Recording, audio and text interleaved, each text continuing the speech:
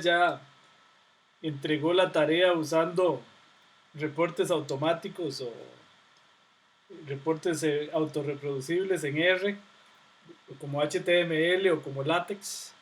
Por lo menos todos los que vi ya estaban hechos de esa forma, lo cual es muy positivo porque es una manera muy buena y eficaz para generar reportes, incluso para automatizar reportes en los que uno cambia la tabla de datos y los vuelve a generar y ya tiene el reporte hecho nuevamente. Bueno, voy a compartir el escritorio en este momento.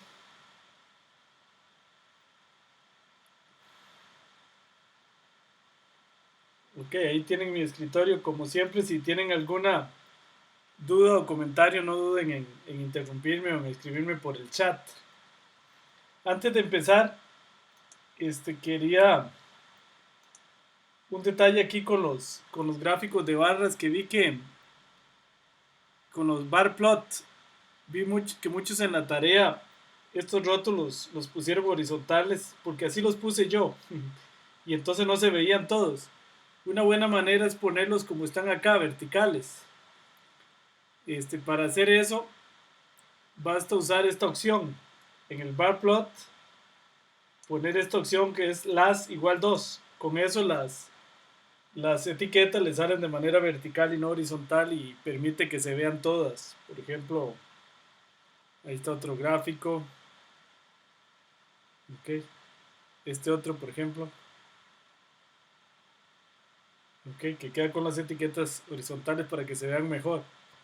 Esta presentación de la clase pasada o antepasada también ya la corregí en el sitio para que ustedes vean con esta opción para que las etiquetas se vean mejor. Sobre todo cuando uno genera un HTML, porque si no uno lo puede hacer del tamaño que quiera. Pero cuando uno genera el HTML es bueno para que se vean todas. Bueno, muy bien, para empezar, en la clase de hoy vamos a estudiar algo que es muy importante en minería de datos, lo que se conoce como la validación cruzada o cross validation en inglés y el remuestreo o el bootstrapping, que son técnicas que se usan sobre todo para validar, para calibrar y para seleccionar modelos, sobre todo la validación cruzada. El remuestreo también, aunque es una técnica un poquito más que viene de la estadística, que también vamos a ver. Y al final de la clase también vamos a ver hoy, espero que nos dé tiempo, de cómo generar curvas ROC desde la consola de R.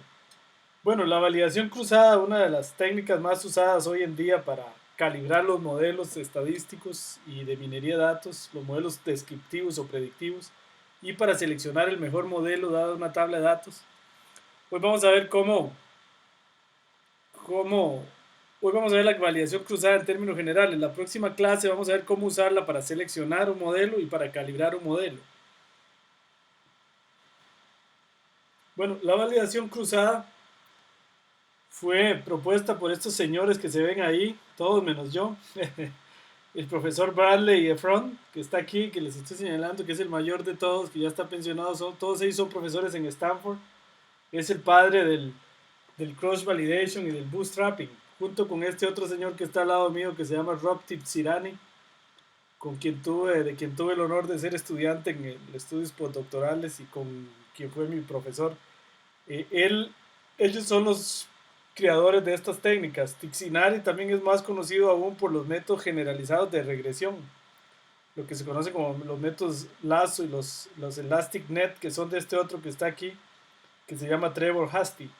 Muy, muy conocidos en el mundo porque ellos son también los padres de algo que se conoce como Statistical Learning. Ellos forman un equipo muy famoso entre estos tres y también el profesor Jerome Friedman, que es el padre de todo lo que tiene que ver con árboles de decisión, bosques aleatorios y los métodos de ADA Boosting, que son muy famosos. Eh, entonces, bueno, tuve el honor de tomar esa foto allá en Stanford con ellos. Eh, el enfoque que hemos estudiado hasta ahora y con el que hemos hecho todos los modelos es el enfoque de tabla de aprendizaje y tabla de testing, conocido en inglés como The Validation 3 Approach. La idea es partir los datos en dos De manera que uno son los datos de entrenamiento y otros son los datos de testing. Por ejemplo, mitad y mitad. Nosotros hemos usado más comúnmente 70-30. Pero supongamos que se usa mitad y mitad como acá. Este approach tiene varios problemas. ¿Verdad? Que es, bueno, se toman al azar la mitad para aprender y la mitad para testear. Tiene dos grandes problemas. Primero, que la estimación del error tiende a ser muy variable, dependiendo de cuáles datos quedan en la tabla de aprendizaje y cuáles quedan en la tabla de testing. Segundo problema, se tiende a sobreestimar la estimación, valga la redundancia, del error. Es decir, es mucho mayor el error en la tabla de testing que en la tabla de datos. Entonces uno no sabe realmente cuál es el error. Vemos un ejemplo aquí. En estos dos gráficos que estamos viendo acá, vemos cómo varía el error. Realizamos el mismo experimento 10 veces, usando tabla de training y de testing. Por ejemplo, un KNN. Digamos, lo hacemos 10 veces. Y se ve como el error varía desde un 2% hasta un 10%, dependiendo del experimento. Entonces, si uno cae aquí, podría pensar que el error es muy bajo. Pero si cae aquí, podría pensar que el error es muy alto. Ese es el primer gran problema. El segundo problema es que este sería el error si yo uso la tabla completa para training y para testing. Obviamente en las 10 iteraciones es lo mismo. Se ve que el error en testing siempre sobreestima mucho el error en la tabla completa. Ahora, este error está subestimado y este está sobreestimado. ¿Por qué aquí está subestimado? Porque aquí estoy usando la tabla completa para testing y para training, lo cual no es correcto. Y aquí estoy usando mitad para testing y mitad para training, lo cual hace que se sobreestime el error. Entonces, ¿cómo hacer para que eso no, como para encontrar algo que esté aquí en el medio, ¿verdad? Más cercano a la realidad? Ok, primero les voy a explicar cómo construir este experimento en R.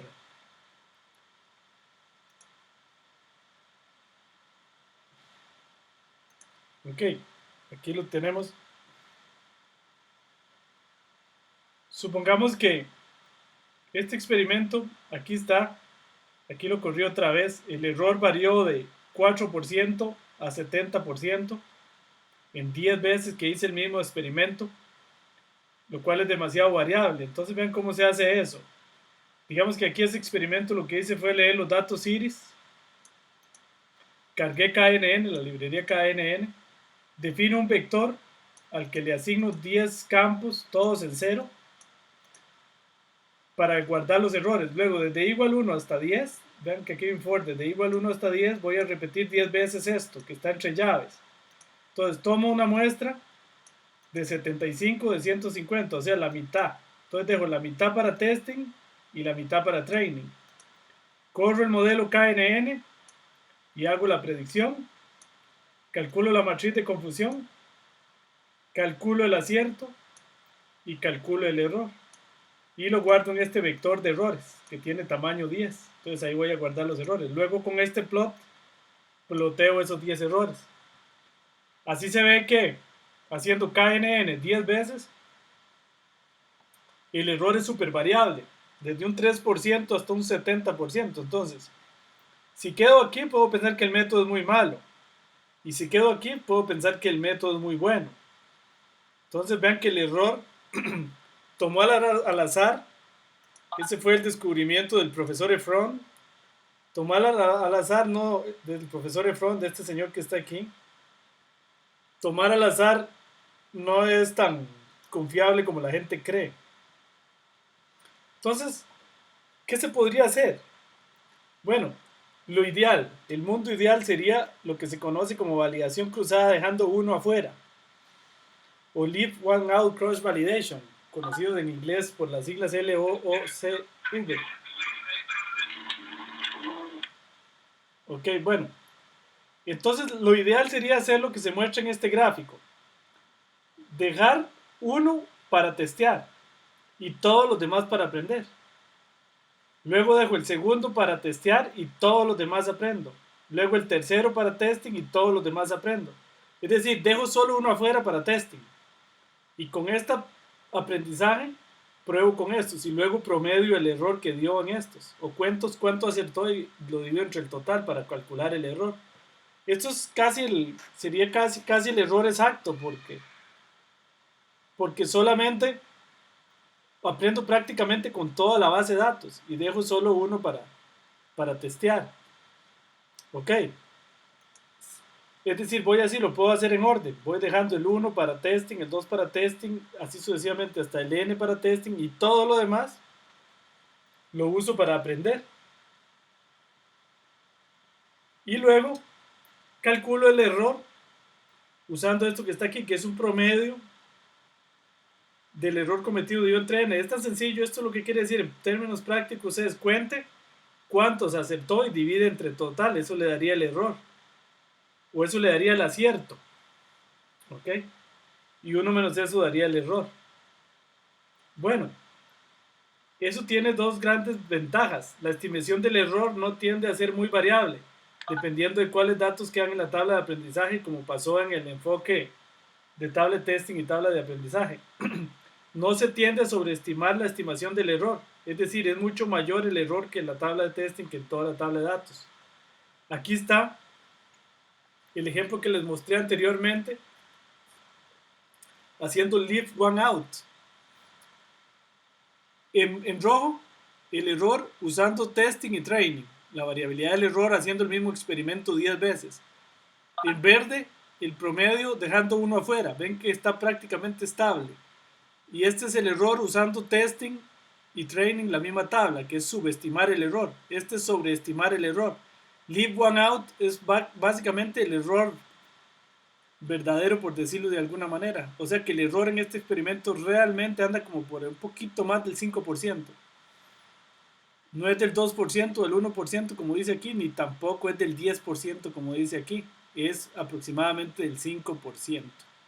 Ese sería el enfoque Leave One Out. ¿Qué les voy a mostrar antes de ver las desventajas? El código R. El código R sería así. Igual, seteo el directorio, leo los datos, dejo un vector para guardar los errores con 10 ceros, luego repito desde igual 1 hasta 10 el experimento.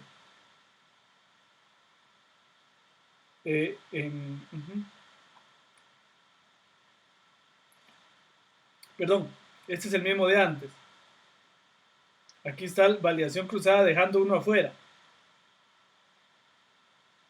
Entonces leo los datos, dejo el vector del error para leave one out, n la dimensión, el número de filas de los datos. Entonces desde igual 1 hasta 10 voy a repetir el experimento 10 veces. Entonces dejo como muestra solo j, es decir, voy a dejar para aprender solo el jésimo, es decir, el primer tiro. Voy a dejar para aprender el número 1, el segundo tiro el número 2, por eso aquí se repite desde igual 1 hasta n, que es desde j igual 1 hasta n, que sería el número de filas de la tabla. Entonces, dejo el j para solo un dato para testing y todos los demás datos de la tabla para aprender. Aprendo, predigo ese dato, porque solo entre testing solo va a haber un dato. Y si la predicción es distinto de testing tipo, vean que aquí lo puedo hacer así como un if, porque es solo un dato el que estoy prediciendo. Entonces, si es así, incremento el error en 1. Es decir, me equivoqué en uno más. Si son, esto quiere decir que sean distintos. Si no, es que son iguales. Entonces aquí me va a quedar el error. El error va a ser error sub i dividido entre n. Es decir, por ejemplo, aquí voy contando. Voy prediciendo uno por uno. Por ejemplo, si eran 5, me equivoco 5 veces y eran 100 los datos, entonces el error me va a dar el 5%. Entonces esta es la manera de hacer leave one out. Luego grafico en verde el vector leave one out, platico en rojo, en azul el error en la tabla total y grafico en rojo el error en la tabla de testing. Y aquí está el gráfico. Entonces, estamos viendo ahí. Entonces, el verde, que que es el verdadero error. El rojo es usando tablet testing y tablet training. Y el azul es usando toda la base de datos para test y para training. Entonces vemos que este es un error mucho más. Se podría decir que ese es el error que se va a cometer con bastante certeza. Ya cuando se usa el método para predecir datos reales. O sea, el error anda por ahí del 5.2%. Ahora, ¿qué problemas tiene este método? Uno, la programación se vuelve mucho más complicada, pero eso no es tan grave. El segundo error y más grave es que el tiempo de ejecución se vuelve altísimo, pues hay que generar el modelo n veces. Imagínense que yo tengo una tabla de 1.000.000 de filas. Entonces, si voy dejando uno afuera, tendría que generar el modelo 1.000.000 de veces, lo cual evidentemente no es factible. Entonces, el modelo Leave One Out es lo ideal en teoría, pero en la práctica no es factible hacerlo. Aún con 5.000 registros, construir un modelo predictivo 5.000 veces no es factible. Duraría demasiado. Ahí yo lo pude hacer porque lo estaba haciendo con la tabla Iris, que es una tabla muy pequeñita, de 150 elementos. Pero con una tabla de 5.000, 10.000 elementos, 1.000.000 de elementos, ni se diga. Ok, ¿alguna pregunta hasta ahí? Sí, profe, ¿cómo está? Es que llegué un poco tarde, entonces no sé si estoy un poco perdida. Sí. Lo que no entiendo es cómo se garantiza que no haya un sobreajuste a la muestra en la calibración, porque dejando solo uno para validar, no sé, no entiendo cómo se garantiza que no haya sobreajuste.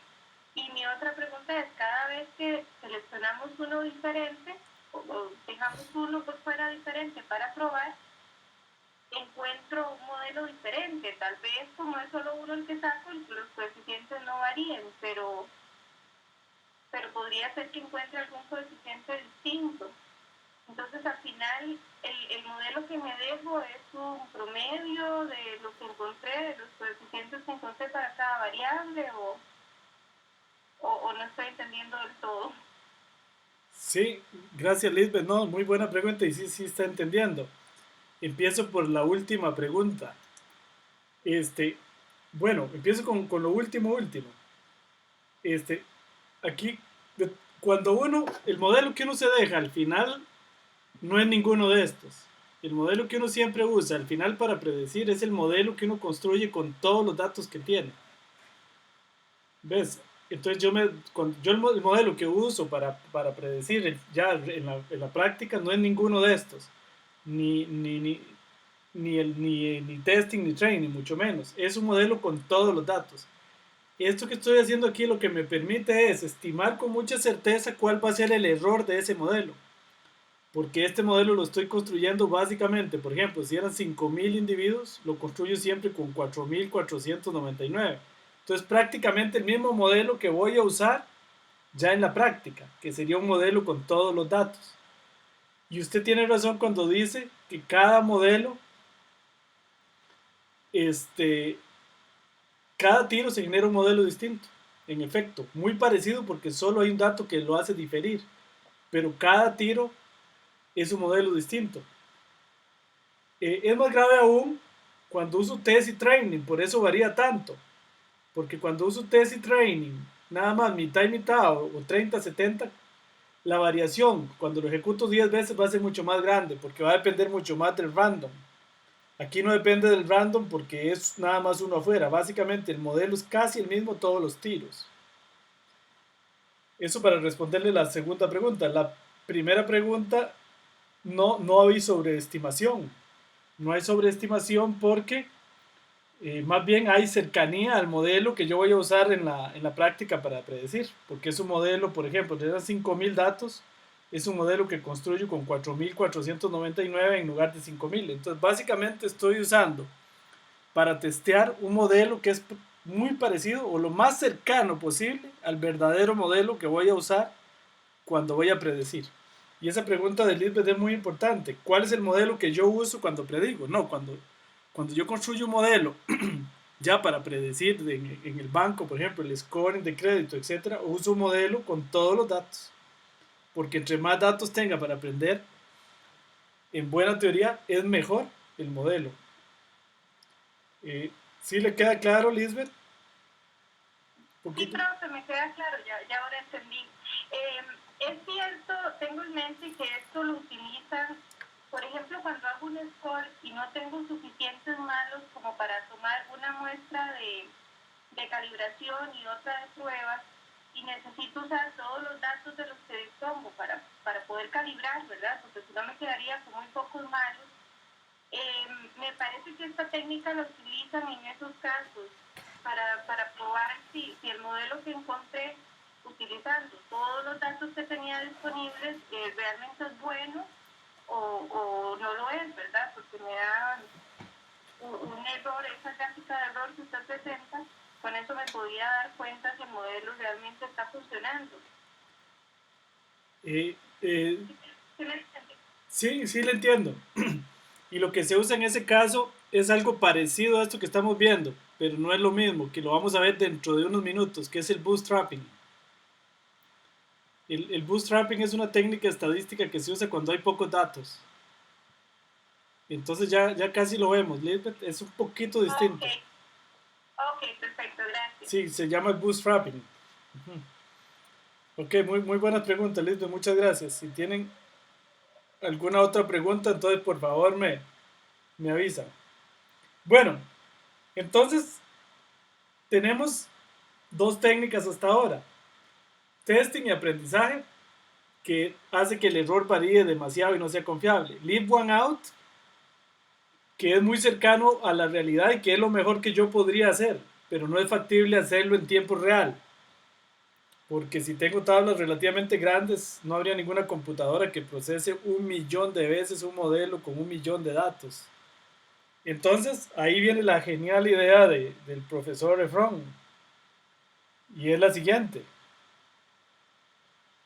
Lo que se conoce como validación cruzada usando K-grupos o K-fold cross validation. Fold quiere decir como grupos o sets o conjuntos.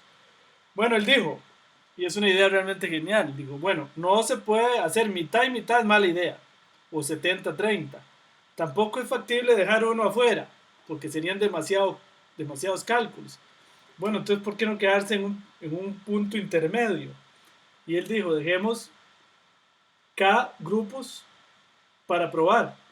Digamos, qué sé yo, si dejamos K igual 10, con K igual 10, por ejemplo, dejamos 10 grupos para probar. Entonces dejamos el 10% para testing y el 90% para aprendizaje. Luego, otro 10% que sea distinto al primero para testing y lo demás para aprendizaje. Luego, en el tercer caso, un 10% para testing y el otro 90% para aprendizaje, pero que sea distinto a este y así sucesivamente. Entonces corro el modelo 10 veces y luego promedio el error. Ese error es mucho más cercano al verdadero error.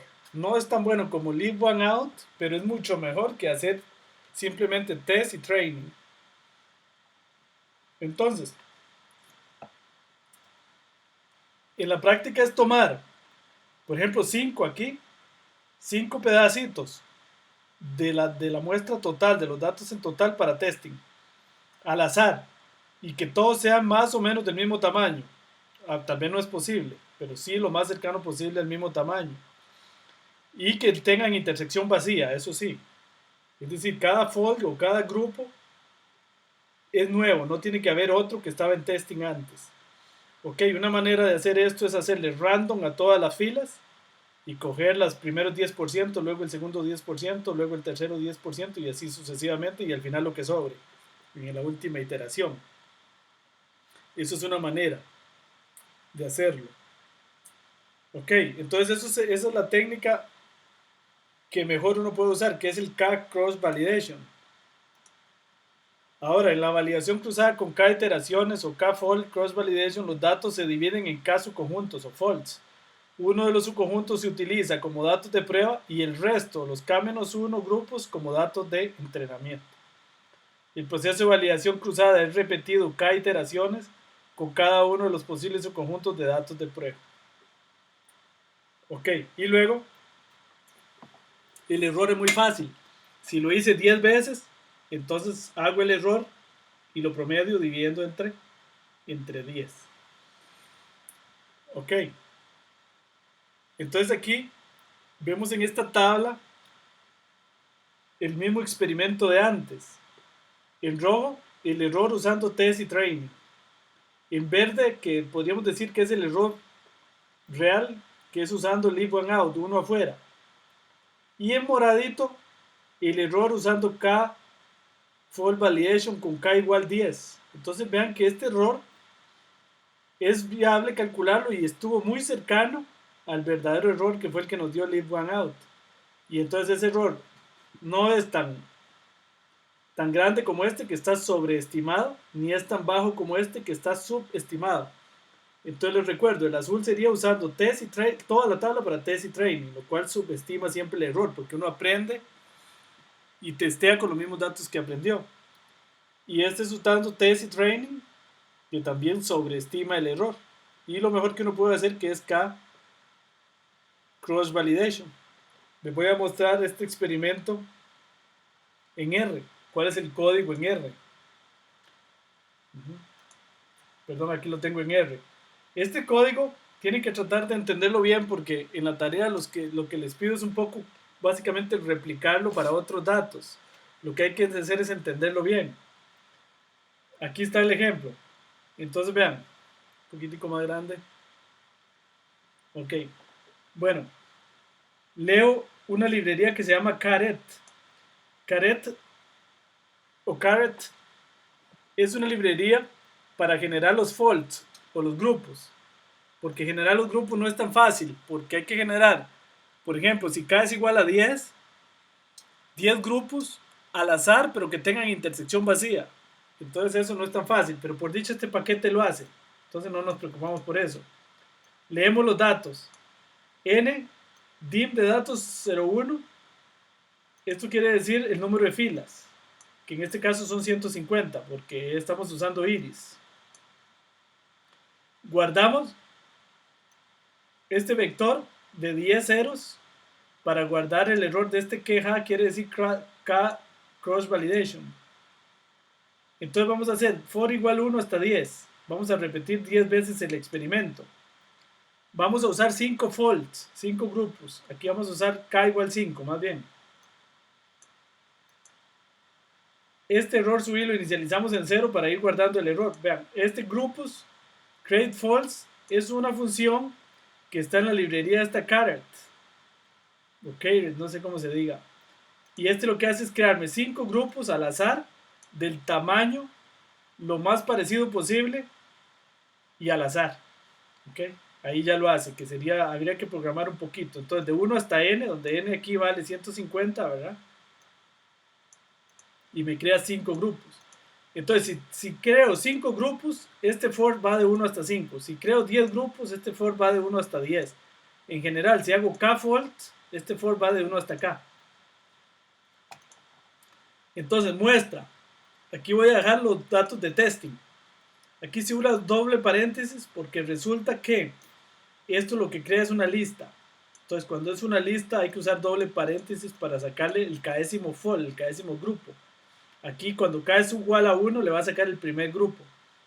Entonces ahí dejo esos datos para testing. El resto, por este menos que tengo aquí, lo dejo para aprendizaje. Pongo el modelo a aprender con aprendizaje y predigo con testing. Calculo la matriz de confusión, calculo el acierto, calculo el error y luego voy haciendo en error, este error subí que inicialicé aquí en 0, le sumo error.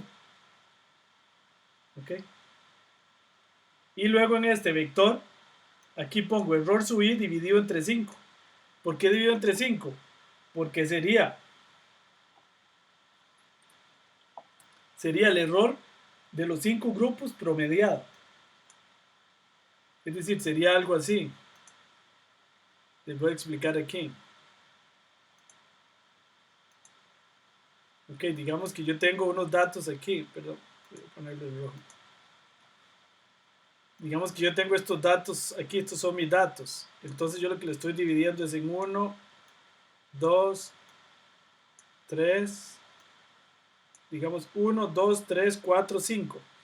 Entonces de este for con este 5, lo que estoy haciendo es, digamos, si este es el 1, entonces aprendo con todos estos y testeo aquí. ¿Ok? Al siguiente tiro, aprendo con todos y testeo, digamos, aquí. Y aprendo con estos otros. Y así sucesivamente. Entonces lo hago 5 veces. Por eso es que al final el promedio lo divido entre 5. ¿Ok? Esos son los fault, estos 5. ¿Ok? Que en este caso decidí usar 5. ¿Ok? Bueno, muy bien. Y luego lo que hago es graficar todos los errores que he venido graficando. Y aquí se ve nuevamente otro gráfico en otra corrida. Como el error de K-Fault Cross Validation es prácticamente igual que el dejando uno afuera. Ok, muy bien. ¿Alguna pregunta hasta ahí? Ok, les abro el micrófono. ¿Sí les queda claro el tema del... ¿Sí? Adelante. Sí, está claro. Gracias, Lisbeth. Sí, esta es la técnica. La próxima clase vamos a ver que esto es lo que hay que usar si uno quiere validar un modelo, si uno quiere calibrar un modelo y calibrar los parámetros. La próxima clase les voy a enseñar cómo usar Cross Fault Validation para calibrar los parámetros de un modelo y para luego seleccionar el mejor modelo. Es la manera más objetiva de hacerlo. ¿Alguna otra pregunta?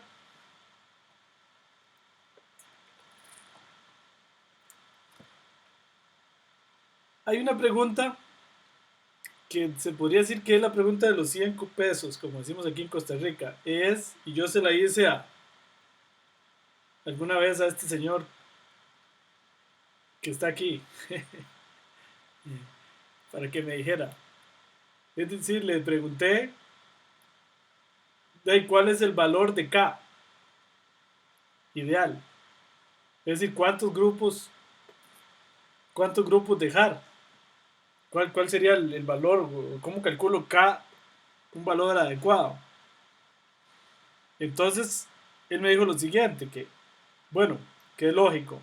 Primero, eso depende del tamaño de la base de datos.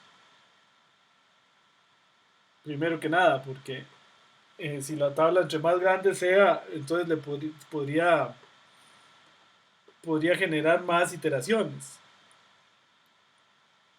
Pero en realidad, eh, vean que porque depende cuántas veces, de cuánto sea K, ese número de veces tengo que construir el modelo predictivo. Digamos, si K es igual a 5, lo tengo que construir 5 veces. Si K es igual a 10, lo tengo que construir 10 veces. Y por supuesto, si tengo 1.000.000 de datos o 10 millones de datos, construir 10 veces el modelo con 10 millones de datos podría ser muy pesado. Entonces se podría usar K igual 5, por ejemplo. Ok, entre más grande el K, mejor. Eso está claro. Y él me dijo una respuesta y que está reportada en la literatura también, y es que el valor de K, los que mejores funcionan son 5 o 10. No me supo decir por qué. Pero 5 o 10 son valores muy usados. El que más me gusta a mí es usar 10. Claro, dependiendo si es viable hacer el cálculo, dependiendo de la computadora que uno tenga. Yo en la práctica normalmente uso 10 para poner a competir y para calibrar modelos. ¿Alguna pregunta?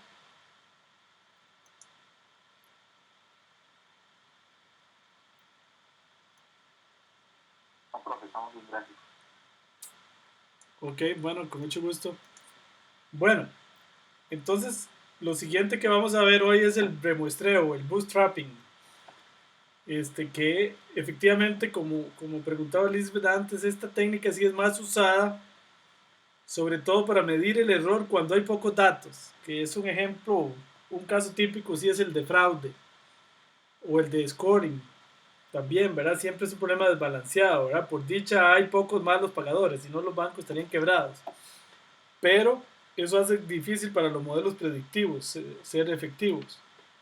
El bootstrapping fue introducido en 1979 por Bradley Efron, el profesor que vimos antes.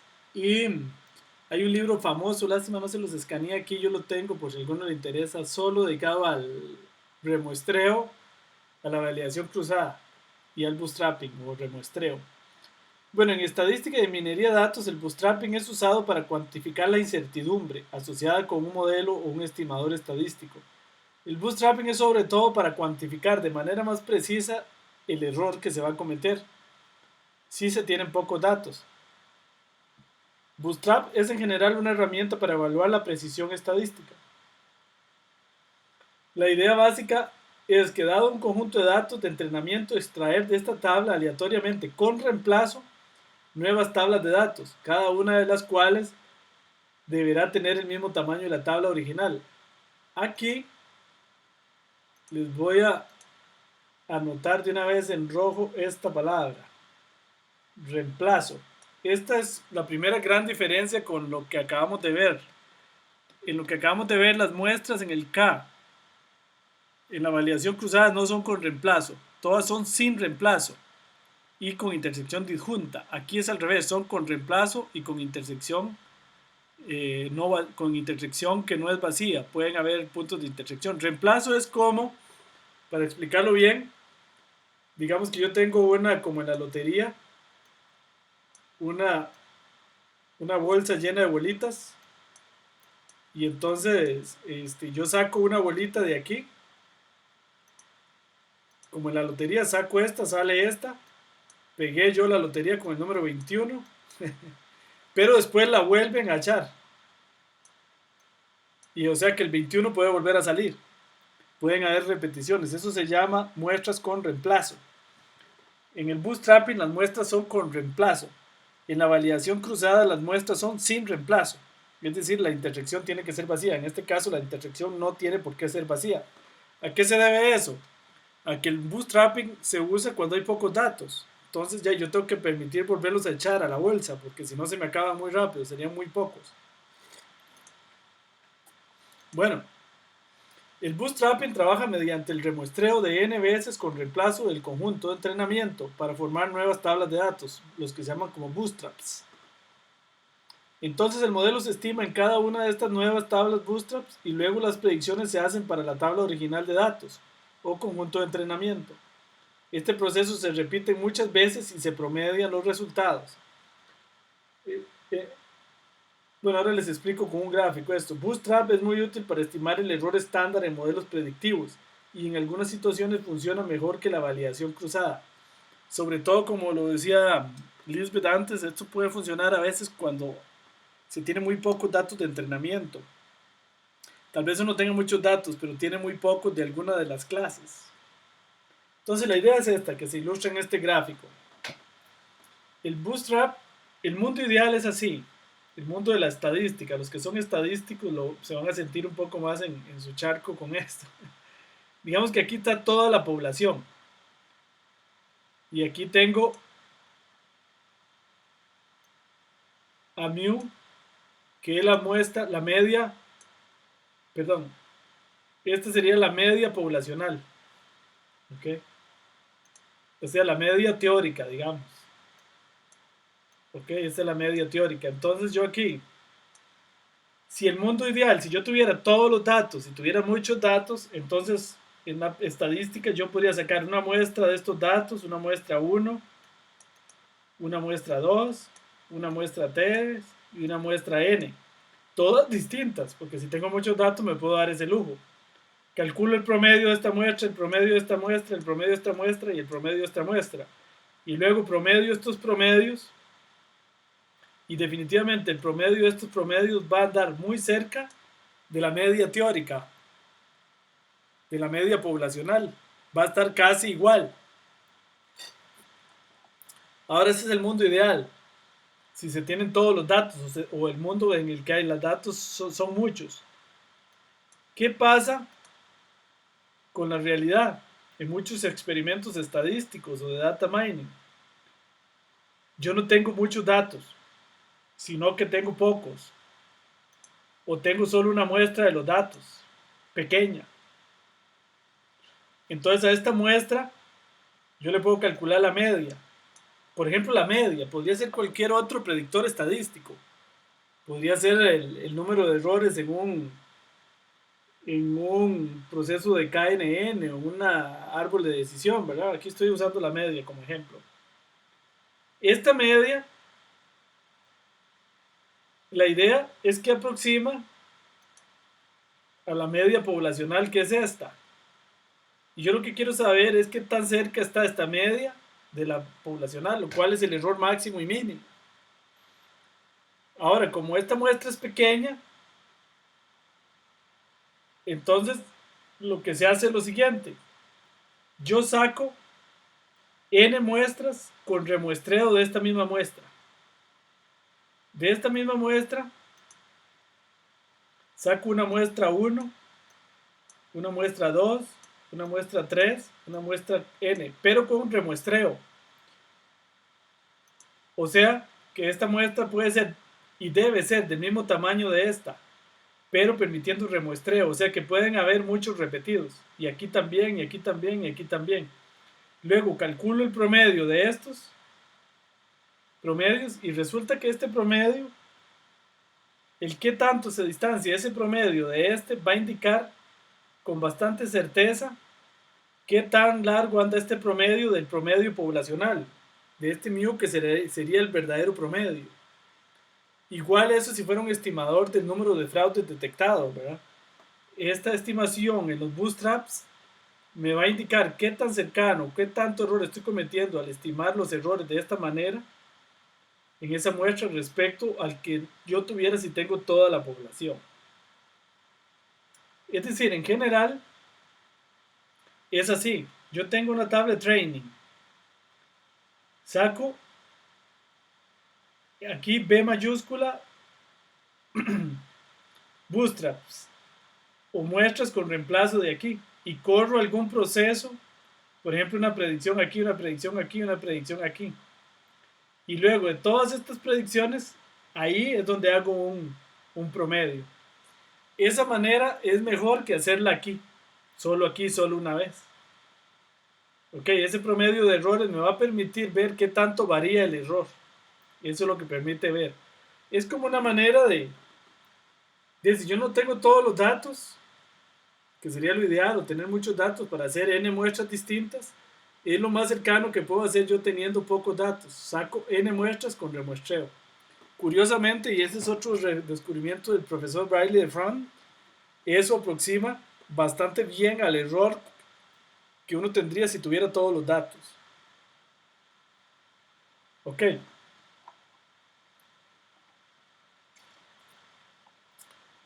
Aquí, por ejemplo, les ilustro el tema de los bootstraps o de los muestras con reemplazo. Aquí tengo tres datos, 1, 2 y 3, con dos variables x y y. En esta primer bootstrap se me repitió el 3. Entonces los bootstraps tienen que ser del mismo tamaño de la tabla original, pero con repeticiones. Entonces el 3 está repetido. Aquí no se me repitió ninguno, casualmente entonces quedó esta misma, puede pasar también. Aquí se me repitió el 2, se me podría repetir el 1, o todos podrían ser 2. Claro, aquí se ve porque esto es muy pequeñito. Entonces estos son lo que se llaman los bootstraps. Y aquí tengo B mayúscula bootstraps. Ok. Bueno, hay un ejemplo que les estoy mostrando aquí en pantalla. Aquí hay un ejemplo completo que está en el aula virtual que se llama un ejemplo de remuestreo que preparé, pero que no les voy a explicar en detalle hoy porque el tema del bootstrapping es un poquito complicado y un poquito más usado en ciertos problemas que no vamos a usar en este curso. En este curso nos vamos a enfocar más en validación cruzada. Sin embargo, Ahí les dejo ese ejemplo para que lo lean. Es un poquito optativo, no pregunto en la tarea sobre esto. Y aquí hago una estimación y una explicación de una situación real cuando yo estoy estimando un índice financiero. Entonces aquí está explicado cómo se hace el bootstrapping. Y aquí están también, ahí les dejo los códigos R. ¿Ok? Hay un paquete que se llama Portafolio que permite hacer bootstrapping.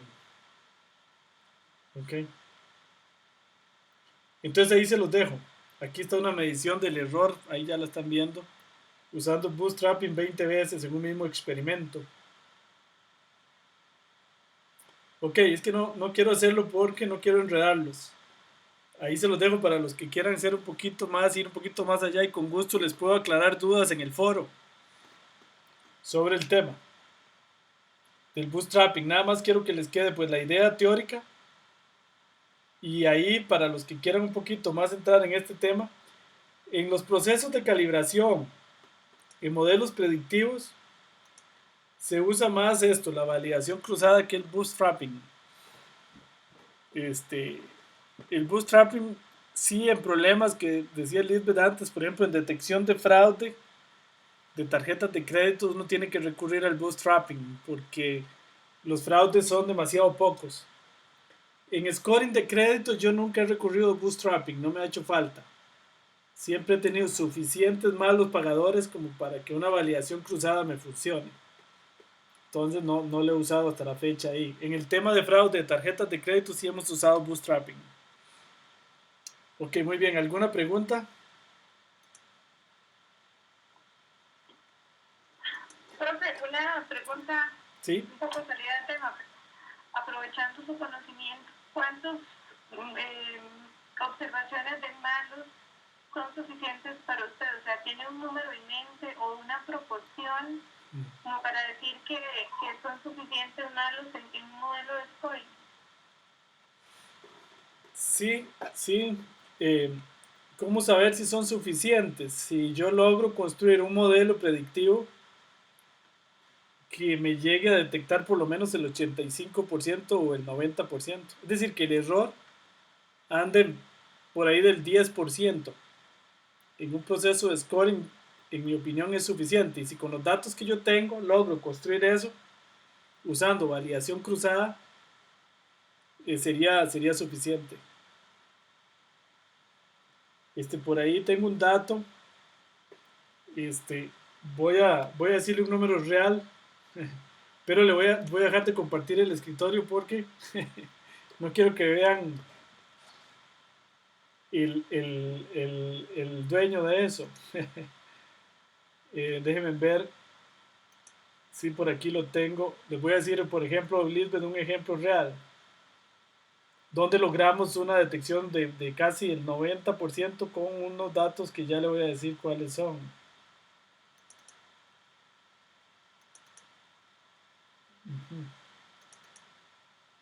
Voy a buscar aquí a ver si encuentro el dato.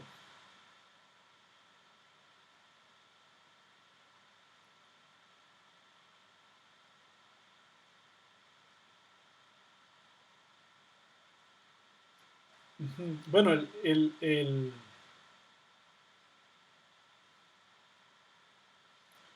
sí, sí, en ese ejemplo que les digo teníamos 4.738 datos en la muestra. 4.738 datos en la muestra.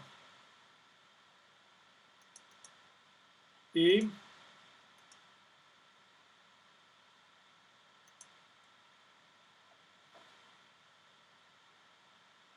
ya le digo cuántos malos pagadores había.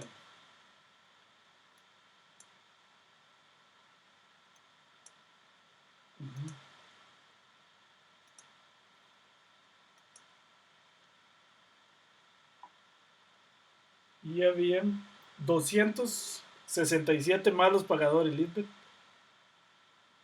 Entonces le voy a decir cómo era. Habían 4.000, no, habían, perdón, no. Esos son otros datos, perdón, me estaba equivocado. Ya le digo, habían 6.413 registros y 267 eran malos pagadores. Es decir, 267 dividido entre 6.413, el 4% eran malos pagadores. Entonces con eso se lograba construir un modelo suficientemente bueno. Digamos, en ese sentido yo digo que entonces sería aceptable. Ok, más o menos se da una idea, Lisbeth. Sí, profe, gracias. Sí, sí, por ahí. Entonces es suficiente en el tanto y cuanto uno con eso logre construir un modelo predictivo que tenga un porcentaje de error aceptable para el banco, ¿verdad? Que no sea tirar la moneda. En eso de scoring yo creo que uno debe conformarse, yo por ahí tengo los datos, con errores que anden por ahí del 10%, ¿verdad? No se puede aspirar a tener errores del 1, el 2% es muy difícil. Pues un 5% sería genial, entre un 5 y un 10%. Bueno, muy bien, ¿alguna otra pregunta? Ok, bueno, muy bien. Entonces vamos a ver este, las curvas ROC. Recuerdan que habíamos visto las curvas ROC en el curso pasado. Ahora, lo importante, como hemos visto, estar en la consola es que todo este tipo de cosas que hemos visto hoy, que vamos a ver en la clase que viene, que es poder calibrar un modelo, por ejemplo, para scoring de crédito, calibrarlo bien y seleccionar el mejor modelo solamente estando en la consola. Se puede. Otra cosa que no se podría hacer estando, por ejemplo, en Ratel es guardar el modelo, por lo menos yo no sé, para usarlo luego. Ni sería factible hacer ligar esos códigos con Java o cosas de ese tipo, ¿verdad? Porque la idea es construir un modelo, un corazón de un sistema predictivo en R y que él se interconecte con otros sistemas como Java, este, eh, y la interfaz, por ejemplo, esté en Java y el motor de cálculo esté en R. Eso es totalmente factible hacerlo. Yo no les voy a enseñar cómo porque es un detalle ya muy técnico, muy computacional, pero sí se puede hacer para los que ocupan hacer eso. Se puede empotrar el código R en Java o en C++ o en C Sharp, de manera que el kernel matemático de predicción corre en R y lo que esté en Java sea nada más la interfaz web o lo que se ocupe. Entonces uno puede incluso grabar un modelo predictivo en una base de datos, por ejemplo, y que de ahí ya Java lo lee y lo utilice. Bueno, las curvas ROC, recuerden que uno graficaba aquí 1 menos la especificidad entre las, versus la sensibilidad, que es, esto es lo mismo que decir los falsos positivos entre los verdaderos positivos. Y si la curva ROC estaba debajo de la función identidad, es mala. Si está por encima es regular y entre más por encima esté es más buena. Entre más cercana a este rectángulo, más bueno sería. Entonces vamos a ver cómo hacer la curva ROC directamente en el código. Supongamos que uno tiene un modelo predictivo F, por ejemplo una red neuronal, y quiero predecir YI, el valor del modelo en una XY. Por ejemplo, de XY es Luis Pérez, y yo le voy a predecir con F, que es una red neuronal, si es buen pagador o no es buen pagador. Ese sería el Y sub I, la predicción. Entonces eso es lo que quiere decir esta notación. Entonces, por ejemplo, X sub I es el sujeto, Luis, F es el modelo, una red neuronal, por ejemplo, y Y sub I es el resultado. Buen pagador o mal pagador. Supongamos que uno tiene un umbral, un threshold en inglés, o un umbral. ¿Qué es el umbral? Les voy a recordar aquí abajo, por ejemplo, las redes neuronales. ¿Se acuerdan que las redes neuronales tenían un umbral aquí? Y uno hacía una regla. Entonces, si la regla le daba mayor que el umbral, le asignaba un 1 y si no, le asignaba un 0. Normalmente la mayoría de los modelos predictivos lo que hacen es calcular una probabilidad. Por ejemplo, la probabilidad de ser bueno o la probabilidad de ser malo. Y el umbral casi siempre es 0.5. Entonces, si la probabilidad es mayor, si uno calcula la probabilidad de ser mal pagador, Entonces, si es mayor a 0.5, le asigno 1, o sea, va a ser mal pagador, y si no, le asigno 0. Eso es lo que se conoce como el umbral. Normalmente en la mayoría de los modelos predictivos, excepto en las redes neuronales, se usa 0.5. Dependiendo de algunas razones, podría funcionar mejor otro. Por ejemplo, en problemas de fraude o de scoring de crédito, a veces el umbral hay que correrlo para que funcione mejor. Bueno, entonces, por ejemplo, aquí el umbral, les voy a, si, en general, si Y es mayor que T, entonces se le asigna la clase 1 y si no la clase 0. Por ejemplo, bueno y si no malo. Recuerden que esto de la curva ROC es solo para problemas binarios, es decir, donde solo hay dos clases, por eso hablo de 0 y 1, bueno y malo en algo. Entonces digamos que esta es la tabla, y este es el score que el modelo asignó, una probabilidad .98, .80, .67, .65, .54, .32. Y este es el verdadero valor de clase. 1, este individuo es 1, este es 0, digamos, este es buen pagador, este es malo, este es bueno, este es bueno, este es malo, este es malo. Entonces, si yo uso un umbral T de 0.5, entonces como esta probabilidad dio mayor, 0.98 es mayor que 0.5, entonces el modelo le asigna 1. Como 0.80 es mayor que 0.5, le asignan 1. Como 0.67 es mayor que 0.5, le asignan 1. Y así sucesivamente. A todos le asigna 1, excepto a este que es 0.32, que le asigna un 0. Entonces esta sería la matriz de confusión. 1 que era 0 le asignó 0. Y a 3 que eran 1 le asignó 1. Y falló dos veces en 2 que eran 0, estos dos, y le asignó 1. Esta sería la matriz de confusión. Si el umbral es 0.7, aquí, entonces esto significa que yo le voy a asignar, por ejemplo, mal pagador solo si la probabilidad es mayor a 0.7. Eso se hace en scoring de crédito, porque a veces uno quiere estar con una probabilidad más alta para estar más seguro y no parte de la pura mitad. Eso puede hacer que el modelo predictivo sea más bueno. ¿Ok?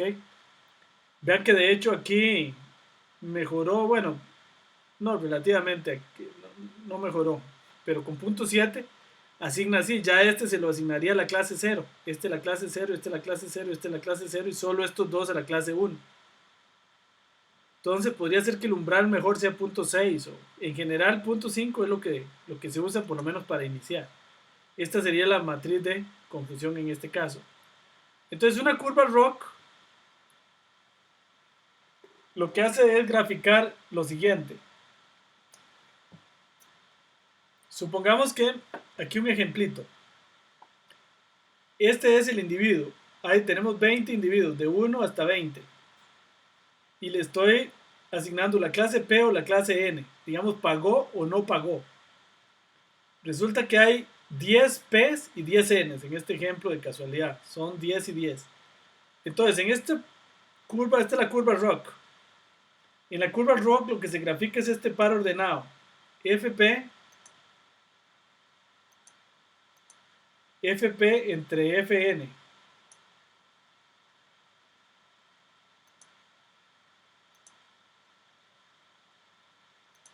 Fp entre Fn. Perdón. Es decir, donde n es el número total de negativos y p el número total de positivos o de p es aquí. Entonces aquí n es 10 y p es 10. Entonces Fp son los falsos positivos y Tp los true positivos, los verdaderos positivos. Entonces vean, estos puntos se van graficando aquí. Por ejemplo aquí, si yo uso t, ese no lo dije ahí, pero si yo estoy usando t igual 0.5. Si yo uso t igual a 0.5, entonces, el score que le está asignando el modelo es 0.9. ¿0.9 es mayor que 0.5? Sí. Entonces aquí queda 1 entre 10, un décimo. No, perdón. Es un verdadero positivo. Le asigna 1 y era 1. O sea, le asigna P y era P. Entonces aquí me va a quedar 0 entre 10 y aquí 1 entre 10. Entonces ese es este punto que está aquí. En X sería 0. Esto vale 0 y esto vale 1 entre 10. Entonces es este punto. Aquí grafica este punto. Luego para este otro, punto 8, ¿es mayor que punto 5? Sí. Entonces le asigno P y era P. Entonces llevo 2 aciertos. Entonces aquí quedaría 2 entre 10 y llevo 0 fallas. Entonces aquí 0 entre 10. Entonces aquí ese sería este punto. 0, ese punto sería 0, punto 2. Luego en este tiro, punto 7. Punto 7 es mayor que punto 5. Sí. Entonces le asigna P. Pero no era P, era N. Entonces ahora sí falló. Entonces aquí ya tiene un falso positivo. Ya FP pasa a ser 1. 1 entre 10, punto 1. Entonces este punto por eso tiene en X.1 y en Y.2, que es lo que acabo de graficar. Vean que va corriendo. Ahora sí, punto 6. Punto 6 es mayor que punto 5, sí. Entonces le asigno P y era P. Entonces en este momento llevo 3 aciertos y una falla. Entonces 3 aciertos sería punto 3. 3 entre 10 que es punto 3. Y un desacierto que llevaba que era punto 1. Entonces grafica aquí. Y así sigue, así sucesivamente. Ok, entonces vean que obviamente entre más aciertos va teniendo, la curva está más arriba. Y entre más desaciertos va teniendo, está más abajo. Esa es la idea. Por eso es que la curva ROC es mejor en el tanto y cuando entre más arriba vaya de la diagonal. Ok. Hay un paquete en R que permite hacer la curva ROC por dicha. Ese se llama el library ROCR. Este paquete hace curvas ROC. Aquí lo cargo. Entonces, este paquete lo que ocupa es recibir, tiene dos funciones, una que se llama predicción y otra que se llama performance. A la predicción yo le paso un vector con las probabilidades que dio el modelo. Punto 1, punto 5, punto 3, punto 8, punto 9, punto 4, punto 9, punto 5. Y le paso otro vector con la clase. Es decir, aquí tengo 1, 2, 3, 4, 5, 6, 7, 8 individuos. Entonces aquí está la probabilidad que le asignó al individuo 1. Y aquí está la verdadera clase. Este era clase 0, este era clase 0, digamos mal pagador, este era bueno, este era bueno, este era bueno. Entonces, esta predicción, ese vector, le aplico predicción y lo dejo en pred. Esa predicción, le aplico la función performance, performance, le aplico a este vector que tengo aquí. Hay que pasarle estos parámetros, true, esto quiere decir true positive rate y false positive rate. Es decir, voy a comparar los verdaderos positivos contra los falsos positivos, porque si yo cambio estos parámetros puedo hacer otro tipo de curvas. No solo existe la curva ROC, existen otras curvas. Entonces, luego el resultado de eso queda en esta variable performance, y para hacer la curva ROC nada más de darle plot a performance. Aquí le digo plot performance en color rojo. Y entonces aquí me grafica la curva ROC para esos datillos. Luego esto, segmento 01 en black, yo le grafico la identidad. Eso es porque a mí siempre me gusta ver la identidad para que esté más claro si el modelo anda por encima o por debajo de la identidad. Y grid es para ver aquí estos cuadrados, también como para posicionarse donde está uno. Ok, ahora hacerlo así.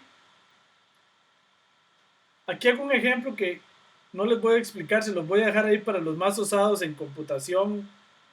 Es que hice la curva ROC, perdón que voy para arriba, esta que está aquí, que viene por ahí en un libro. Entonces hice un programa que hace este algoritmo, que está aquí. Entonces hice la curva ROC a pie y grafiqué los puntos.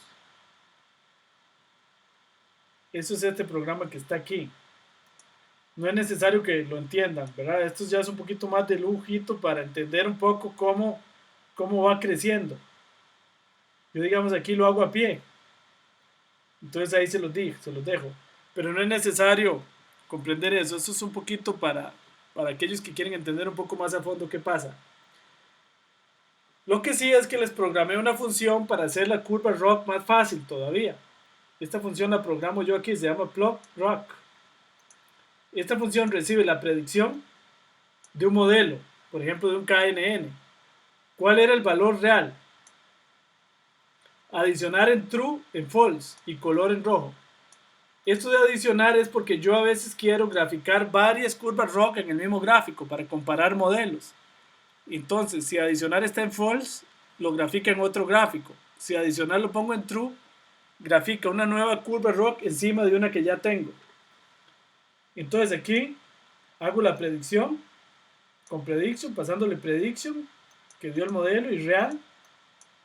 Hago el performance, hago el ploteo, hago el segmento para que se vea la identidad y hago el grid. Entonces aquí está, por ejemplo, una curva rock. Entonces vean cómo corre. Digamos que este era la verdadera clase. Digamos que tenemos 1, 2, 3, 4, 5, 6, 7, 8 individuos. Y digamos que esta es la verdadera clase. Este es 1, este es 1, este es 1, este es 0, este es 1, este es 1, este es 0, este es 0. Y el score es la probabilidad que dio el modelo predictivo. Digamos punto 9, punto 9, punto 8, punto 5, punto 4, punto 3, punto 1. Y entonces nada más le doy plot rock. Le paso primero el score y luego la clase. Y me hace la curva rock. Que sería esta que estaba aquí en rojo. Que no se ve toda porque la otra le cayó encima. Luego defino otro score para los mismos individuos o para otros. Estos eran, mira, aquí tengo un error, aquí debería ser 1, porque debería ser para los mismos individuos.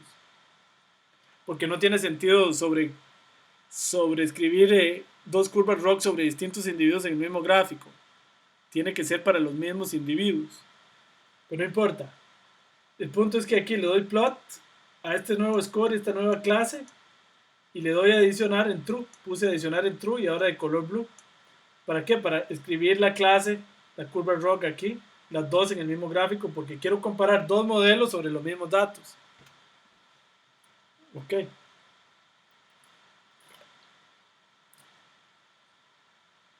Bueno, también se puede calcular el área bajo la curva rock, que es la medida más objetiva que existe para saber cuál modelo es mejor que cuál. Digamos que yo hago predictions, performance, esto me da este dato AUC en atributos. Veo que hay un valor que se llama Y-value, aquí está Y-name, area under the rock curve. Entonces, en Y-values es donde está el área. Esta variable es la que me da el área. Entonces aquí les hice una funcioncita también que ustedes la pueden usar en la tarea para calcular el área, para que les sea más fácil. Simplemente esta función aquí en este valor es donde queda el área. Entonces hago la predictions, performance y luego retorno el área. Entonces vean, aquí está. Con estos datos, el área bajo la curva rock me dio 0.9 y con estos otros datos, el área me dio 0.8. O sea que este modelo es mejor que este, es mejor que este. Bueno, para que les quede un poquito más claro, en la práctica, ¿cómo se usa?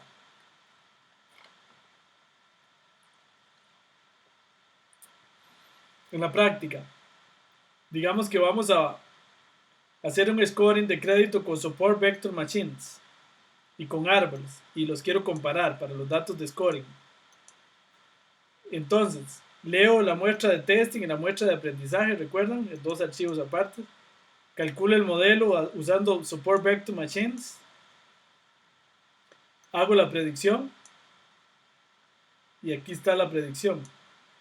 Ahora, hay un detalle aquí. Yo ocupo, recuerden que en esto de la curva rock, el score debe ser una probabilidad. No debe ser si es bueno o malo, que es lo que hemos hecho siempre, sino la probabilidad como tal. Entonces, en un support vector machines, yo hago la predicción y la probabilidad, le pongo aquí decision values en true. Eso significa que le estoy diciendo que me prediga no dando si es bueno o malo pagador, buen o mal pagador, sino que me devuelva la probabilidad de ser bueno. Entonces, ¿esa probabilidad dónde queda? Queda en este caso, queda en dollar decision values, en el caso de support vector machines. Ok, entonces ese es el score. Así se le saca el score en un support vector machines. La clase es el verdadero valor que tenía en testing. Y entonces después le digo plot score class. Score es el score que me da la predicción usando support vector machines. Y clase es como siempre, la clase que realmente era. Entonces le digo ploté score versus class y ahí está la curva rock. Ok, ven que simplemente es hacer lo mismo, nada más que eso sí, con las probabilidades y no les va a dar error. Otra curva rock sobre el mismo gráfico. Voy a hacer lo mismo ahora, pero voy a usar support vector machines con un kernel lineal. Entonces aquí le saco a score 2 con esto. Clase 2, que es lo mismo de clase 1. Y ploteo. Este plotea hace la primera curva rock. Y luego grafico este con adicionar en true. Y me grafica en azul. Ven que entonces se ve que con kernel lineal es malísima la predicción.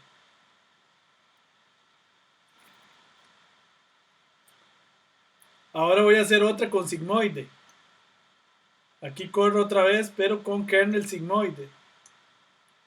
Entonces grafico 3 veces. Grafico el gráfico original, luego con linear y luego con sigmoide. Y ahí está, con sigmoide verde, todavía dio peor. Luego voy a hacer, para finalizar, con árboles de decisión. Entonces construye el modelo, pero con rpart.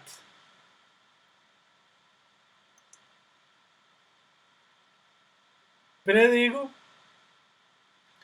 Vean, aquí muy importante. Esta predicción no me sirve, porque en árboles de decisión le estoy poniendo type class. Si le pongo type class, me da si sí o no. Y yo no ocupo para la curva rock sí o no, sino ocupo la probabilidad. Entonces, para hacer la predicción, en este caso hay que quitarle esto. Porque por defecto, type en árboles de decisión es probabilistic. Entonces retorna la probabilidad. Ven aquí. Entonces me da la probabilidad de ser no y la probabilidad de ser sí.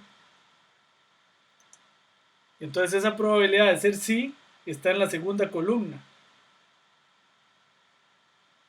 ¿Ok? Por eso, el score aquí está en la predicción, en la segunda, porque un 2 aquí y nada aquí. Porque la predicción está en la segunda columna de predicción. Aquí yo le llamé predicción 5. Predigo el modelo y me queda esta matriz. Ven que me da un no y un sí.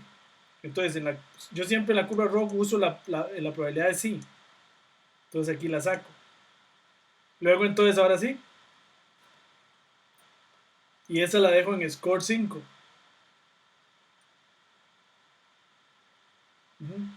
Predicción, score 5 es la predicción 5, la columna 2 de eso. Clase 5 que es testing, dólar buen pagador, que es lo mismo, el verdadero valor.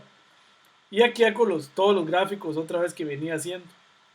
Y entonces vemos aquí en magenta el árbol de decisión. Y este con kernel, no recuerdo cuál era el que daba mejor. Y estos quedan muy mal. Ok. Ahora puedo calcular el área con la función que programé antes. Area rock, score 5, clase 5. Me da punto 91. Es bastante bueno. Este es el área bajo la curva, la magenta, que fue la última que hice. Ahí podría ser el área para todas las que hice, o por lo menos para esta roja también, a ver cuál me está dando mejor. Ok, muy bien. Ok, ¿alguna pregunta? Básicamente lo que tienen que hacer es usar esa función en la tarea, la plot rock que yo programé y el area rock. Para que les funcione, obviamente tienen que llevárselas de aquí y ponerlas en su tarea. Pero estas dos funciones que yo programé. Esta tendrían que llevársela de aquí para su tarea, Area Rock y Plot Rock, y utilizarlas, nada más, eso es todo.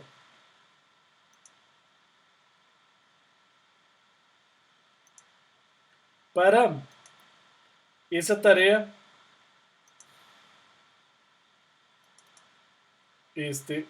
para terminar, nada más les voy a decir una cosa, que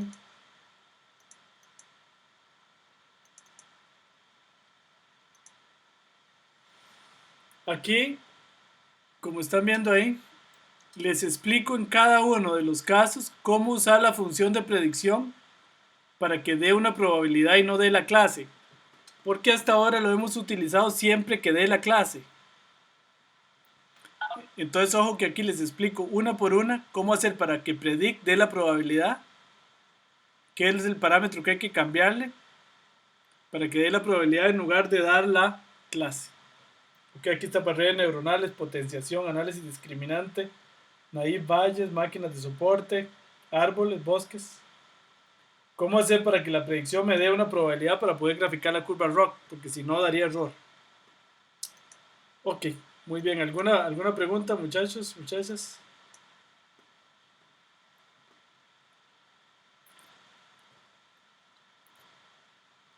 Veo que están casi todos, qué bueno. ¿Alguna pregunta, alguna duda o comentario?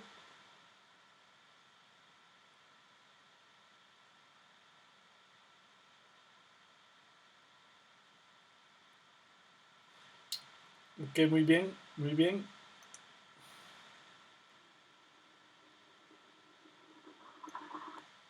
Adelante, ¿alguien quiere preguntar por ahí, no? Ok, bueno, entonces, eh, pues voy a abrir ahí el video nada más para despedirme. Si tienen alguna pregunta, pues con mucho gusto. Profe, ¿Sí? disculpe que insista con el tema de score, ya va a tener a todo el mundo alto, pero ¿No? cuando usted dice, ¿Sí? cuando usted dice que el modelo predice el 90%, ¿a qué indicador se está refiriendo? O sea, que usted ha hecho modelos con 90% de precisión. ¿De qué indicador está hablando? ¿De ROC, de KS, de Gini? No. Bueno, hay dos cosas que se miden ahí. En realidad me estoy refiriendo simplemente al error el error global, ¿verdad? Dependiendo del modelo, ¿verdad? Pero no tiene que ver, digamos, con Gini o no, el error, simplemente el error global, que es el que hemos usado en este curso. Es decir, el error global, de hecho, podría ser engañoso ese error, ¿verdad? Porque como es un problema desbalanceado, podría deberse a que todo el mundo lo tira que sí es buen pagador y en realidad no está pegando nada, ¿verdad? Entonces ahí me estoy refiriendo al error global, que es la diagonal de la matriz dividido entre toda la matriz. A ese error me estoy refiriendo. Pero con, Ok, e- ok. pero con eso que le estoy diciendo, Lisbeth, la podría estar engañando, porque podría ser que todo dijo que sí, ¿verdad? Entonces no solo se mide eso. De hecho, la próxima clase vamos a hacer el ejemplo de scoring. ¿Qué es lo que se debe medir en un scoring? En un scoring se deben medir dos cosas. Ese error, pero acompañado de ese error algo que es más importante. ¿Qué porcentaje me está detectando en los malos pagadores? Nosotros medimos el error global, que siempre va a dar muy alto, porque de ahí la mayoría son buenos y los modelos tienden a tirar todo el mundo a bueno. Luego medimos cuántos, y realmente eso es lo que más nos importa, cuál de los modelos es el que detecta más no. Ver y teniendo un error global lo más bajo posible, para que no sea que me está tirando todo el mundo al no, ¿verdad? Y aparte de eso se miden indicadores económicos. Por ejemplo, es muy importante medir en un scoring de crédito cuánto dinero le salvó al banco. Y eso le interesa más a los jefes de todo eso que cualquier otra cosa. Es decir, cuántos cuántos créditos, digamos, evitó que se perdieran y cuánta plata representaba eso. Porque eso es lo más importante de todo en el banco, lógicamente. ¿Cuánta plata le evitó el sistema perder al banco? ¿Verdad? Porque puede ser que salvó 20 préstamos, pero esos eran muy chiquitillos, entonces no valía la pena. Pero si salvó solo dos préstamos, pero cada préstamo de esos era de 2 millones de dólares, entonces ven que lo que interesa es medir también el indicador económico. ¿Cuánto dinero salvó? Versus cuántos clientes hubiera afectado. En el fondo, en el scoring de crédito, lo que se mide son esos dos índices. ¿Cuánto dinero salva versus cuántos clientes afecta? Muy parecido a tarjetas de crédito. Es decir, yo quiero salvar la máxima cantidad disponible en la tarjeta, pero eso sí afectando la mínima cantidad de clientes. ¿Qué quiere decir afectar la mínima cantidad de clientes? Es decir, no haberle negado el préstamo a muchos clientes que tal vez hubieran sido buenos clientes.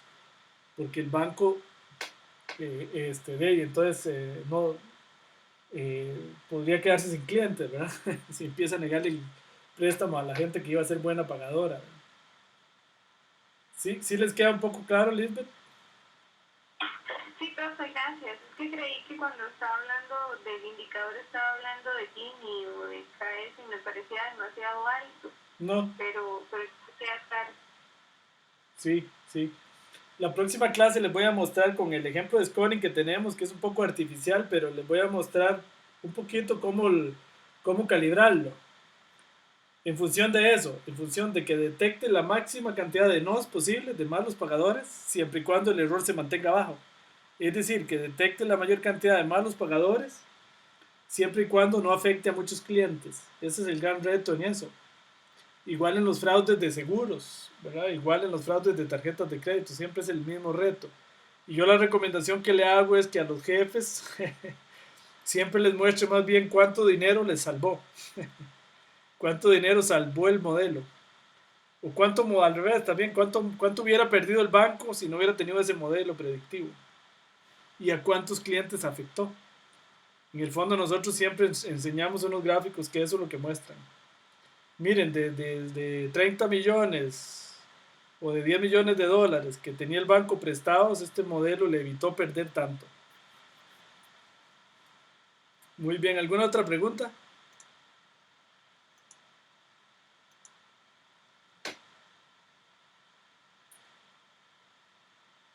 Ok, bueno, entonces, un gusto haberlos visto hoy y muy bien las preguntas, con mucho gusto. Ahí lo podemos hablar después también con mucho gusto el tema de scoring, con más detalle. Entonces, un gusto haberlos visto, nos vemos. Hasta luego, buenas noches. Bueno, profe, buenas noches. Buenas noches, Hasta luego, profe. hasta luego, gracias.